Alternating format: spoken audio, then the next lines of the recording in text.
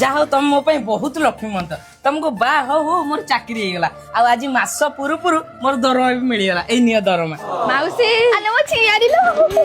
ଆଉ ଶୁଣୁ ତୁ ଜଲ୍ଦି ଯା ଫ୍ରେଶ ହେଇଯିବ ଆମେ ମାର୍କେଟ ଯିବା ତୋ ପାଇଁ ଦି ହଳ ଡ୍ରେସ କିଣିଦେବି ଆଉ ରୂପା ପାଉଁଜି ହଳେ କିଣିଦେବି ଯାହା ଦରକାର ତୋର ସବୁ କିଣିଦେବି ଯା ଆଗ ଆଜ୍ଞା ମାଉସୀ ଆସୁଛି ଆରେ ଇଏ ତ ତମ ସାଙ୍ଗର ଝିଅ ତା ପାଇଁ ଏତେ ଜିନିଷ କଣ କିଣିବା ଦରକାର କଣ ହେଲା ତାମାନେ ମୋ କଥାର କଣ କିଛି ଭ୍ୟାଲୁ ନାହିଁ ମୁଁ ସମସ୍ତଙ୍କଠୁ ଅଲଗା ହେବାକୁ ଚାହୁଁଛି ଭ୍ୟାଲୁ ନାହିଁ ମୁଁ କେତେବେଳେ କହିଲି ଯେତେ ହେଲେ ତମ ୱାଇଫ ମାନେ ମୋ ଲାଇଫ ଯାହା ଇଚ୍ଛା ତମର କରୁଛ କର ଯା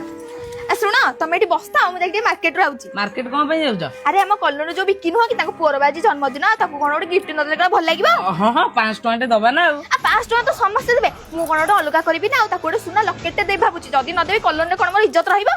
ନାଇଁ ନାଇଁ ଏ ଇଜ୍ଜତ ଟା ଆଗ ନା ଆଉ ହଉ ମୁଁ ଜ୍ୱେଲାରୀ ସପରୁ ଆସୁଛି ତାହେଲେ ହଁ ଏଇ ଶୁଣୁଛ ଆଜି ସଣ୍ଡେ ଟା ନା ମୁଁ ଟିକେ ମାର୍କେଟ ଯାଉଛି ଅଣ୍ଡା କି ବ୍ରଏଲର ଟିକେ ନେଇ ଆସିବି ଆଉ କଣ ହେଲା ଆମେ ଗାଁରେ ରହୁଥିଲେ ଯେ ଅଣ୍ଡା ବ୍ରଏଲର ଖାଉଥିଲେ ଏବେ ଭୁବନେଶ୍ୱରରେ ରହିଲେଣି ମାନେ ଆମେ ମଟନ ଖାଇବା ମଟନ ଯାଉ ନେଇକି ଆସିବ ମୁଁ ବାହାରେ ରୋଷେଇ କରିବି ସମସ୍ତଙ୍କୁ ଦେଖେଇ ଦେଖେଇ ଖାଇବି ହଁ ଯେ ମଟନ ତା ମାନେ ମୋ କଥାର କିଛି ଭ୍ୟାଲୁ ନାହିଁ ଆଣୁଛି ଏ ଶୁଣୁଛ ମୋ ମମିର ଦେହ ଖରାପ ତାକୁ ନେଇକି ହସ୍ପିଟାଲରେ ଆଡମିଟ କରିଛନ୍ତି ପଇସା ଆଉ ଦରକାର ବୋଲି କହୁଛନ୍ତି ଏଇ ଗୋଟେ କଥା ସବୁ ପଇସା ତ ତମ ପାଖରେ ଯାଅ ନେଇଯାଅ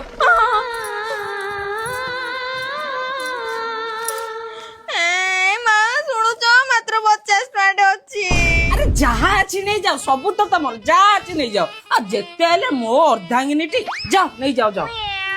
ହ୍ୟାଲୋ ହଁ ହ୍ୟାଲୋ ଆରେ ମମିର ମେଡିସିନ ପାଇଁ 5000 ଟଙ୍କା ସର୍ଟେଜ ହଉଛି ଆରେ ଏଟିଏମ ବା ତମ ପାଖରେ ଅଛି ତମେ ଉଠେଇକି ଦେଇ ଦଉନ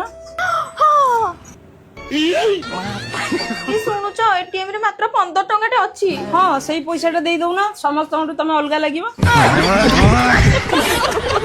ଦୁନିଆର ଲୋକ